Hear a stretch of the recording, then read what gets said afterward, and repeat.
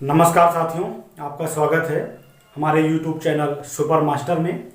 जैसा कि आप जानते हैं कि उत्तर प्रदेश अधीनस्थ सेवा चयन आयोग के द्वारा जो प्राथमिक पात्रता परीक्षा ली जानी है उसमें अर्थशास्त्र से संबंधित कुछ पाठ्यक्रम निर्धारित किया गया है और उसमें आप लोग ये भी उससे परिचित भी होंगे उस पाठ्यक्रम से।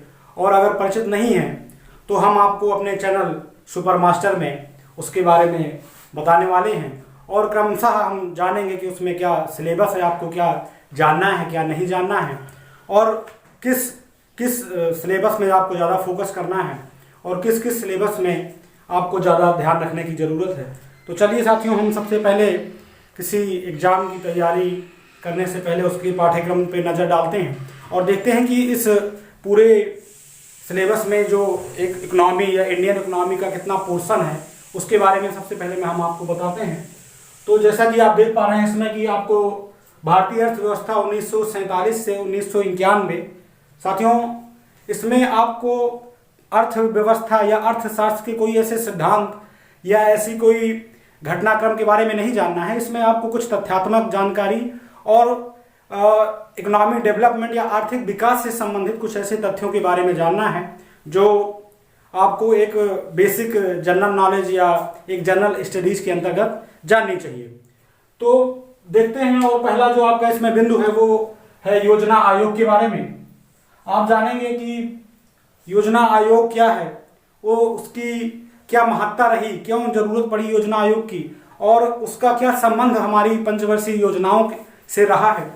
तो पहला जो आपका बिंदु या सिलेबस में रहेगा तो उसमें आपका ये योजना आयोग रहेगा।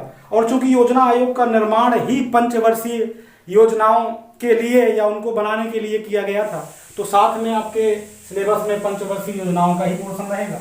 उसमें आप देखेंगे कि किस पंचवर्षीय योजना की शुरुआत कब हुई, किस मॉडल पे आधारित थी और प्रत्येक पंचवर्षीय योजना की जो निर्धारित उसके लक्ष्य थे वो कहाँ तक प्राप्त किए गए थे। तो ये सारे तथ्य आप पंचवर्षीय योजनाओं के अंतर्गत देखेंगे।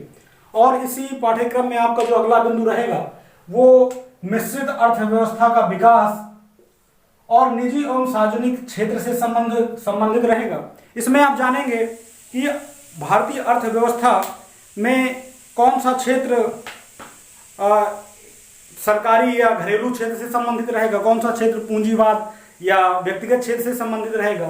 तो इस क्षेत्र में और इससे संबंधित जो कुछ महत्वपूर्ण प्रश्न आपको आएंगे तो उसका एमसीक्यूज या वो भी आपको बताया जाएगा।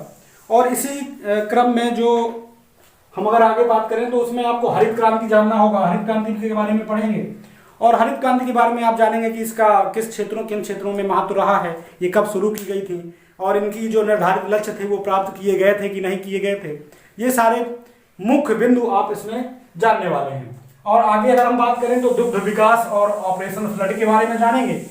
और इसमें जैसा कि आप जानते भी होंगे कि जितने भी वनडे एग्जाम होते हैं तो इन जो प्रमुख बिंदु हैं, जो टॉपिक हैं, इनसे प्रश्न आपको हर एक परीक्षा में देखने को मिल ही जाते हैं।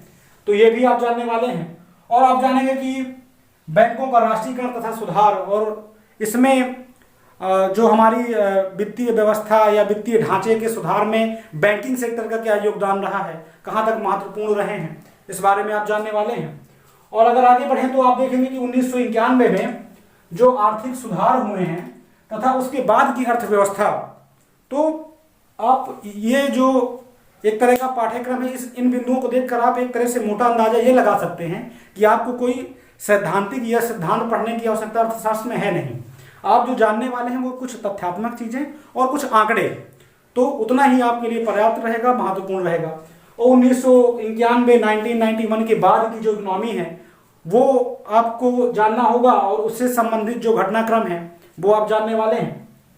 और उसके बाद उसके बीच में जो कुछ मोटी योजनाएं हैं उसके बारे में आप जानने वाले हैं। और सीधे सीधे आप उसके बाद फिर जो एनडीए सरकार का समय प्रारंभ होता है 1914 के बाद के आर्थिक सुधार, तो उसके बारे में आप जानेंगे।